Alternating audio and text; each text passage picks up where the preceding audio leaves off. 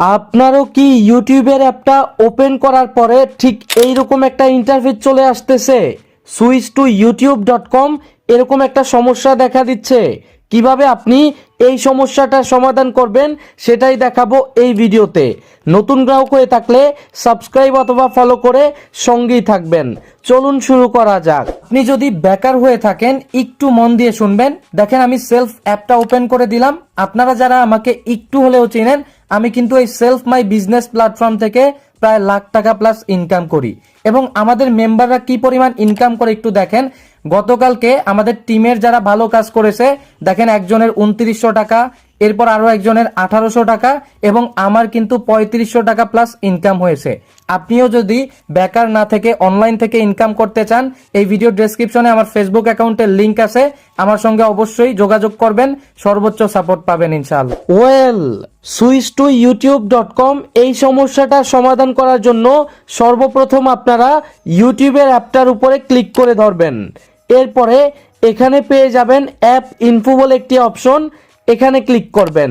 App info অপশনে যখন click দিবেন, আপনি একদম নিচে একটা অপশন পাবেন ক্লিয়ার ডাটা বলে, এই অপশনটাতে ক্লিক করে দিবেন।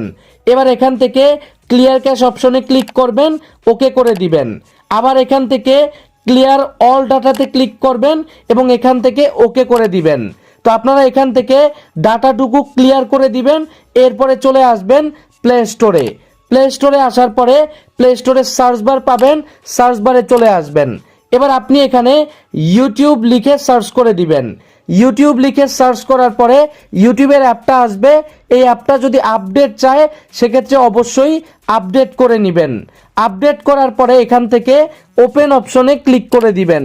ওপেন অপশনেও যদি ক্লিক করার পরে দেখেন সমাধান না হয়, তাহলে আপনি কি করবেন, আপনি এখান থেকে আপনার ফোনের যে গুগল ক্রোম রয়েছে এই গুগল ক্রোমটাকে ওপেন করে দিবেন। এখান থেকে গুগল ক্রোমটা যখন আপনি ওপেন করে দিবেন, আপনার সামনে ঠিক এইরকম একটা ইন্টারফেস আসবে। আপনি এখান থেকে সার্চ বারে ক্লিক করে youtube.com লিখবেন অথবা এখান থেকে ইউটিউবের লোগোর উপরে ক্লিক করে দিবেন। তো আমি এখান থেকে ইউটিউবের যে লোগো রয়েছে এই লোগো বা আইকনের উপরে আমি ক্লিক করে দিলাম, অথবা আপনারা m.youtube.com লিখে সার্চ করলেই এরকম একটা ইন্টারফেসে আসতে পারবেন। এবার আপনি কি করবেন, হাতের ডান পাশে আপনি পাবেন 3 ডট, এই 3 ডটে ক্লিক করবেন। এবার এখানে একটা অপশন পেয়ে যাবেন, এখানে দেখতে পারতেছেন অ্যাড টু হোম স্ক্রিন, এই অপশনটাতে ক্লিক করবেন। এবার এখান থেকে অ্যাড অপশনে ক্লিক করবেন। অ্যাড অপশনে ক্লিক করার পরে এখান থেকে বের হয়ে চলে আসবেন।